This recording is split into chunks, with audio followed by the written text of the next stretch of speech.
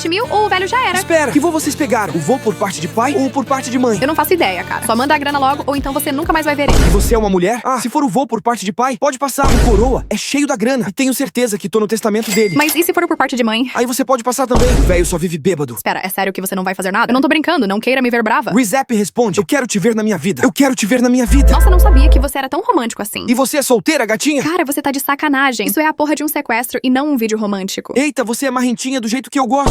Ok, eu pago. Envie 7 mil pra esse Pix. Pronto, enviei. Agora solta meu voo. Enganei mais um otário. Eu nunca peguei seu avô. Eu sei disso. Até porque eu trabalho na polícia militar, mocinha. Eu devo dizer Camila, certo? 22 anos, mora em Curitiba, cursando ADM. Moço, isso é um engano. Eu fui obrigada a fazer isso. Por favor, não me prenda. Eu vou te dar uma chance de se redimir. Você vai enviar todo o dinheiro que tirou das pessoas diretamente pra Polícia Federal para que possamos fazer o estorno. Ok, senhor policial. Eu vou mandar tudinho. Vou te passar o Pix oficial da polícia. Pronto, acabei de enviar. Muito obrigado. Enganei mais uma otária.